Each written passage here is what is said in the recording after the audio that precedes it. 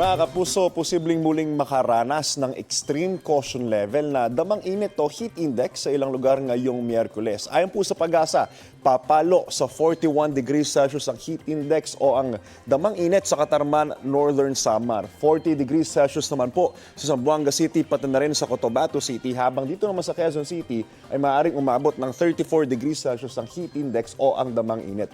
Paalala pong muli, posibleng makaranas ng heat cramps o kaya heat exhaustion ang sino mang magbababad sa ganyang katinding init. Kaya kung kayo po ay magtatrabaho sa ilalim ng init ng araw, sumilong paminsan-minsan, magpahinga at uminom ng maraming tubig. Paalala po, stay safe and stay updated. Ako po si Anjo Pertiera. Know the weather before you go. Parang Mark Safe lagi. Mga kapuso. Igan, mauna ka sa mga balita, mag-subscribe na sa GMA Integrated News sa YouTube para sa iba't ibang ulat sa ating bansa.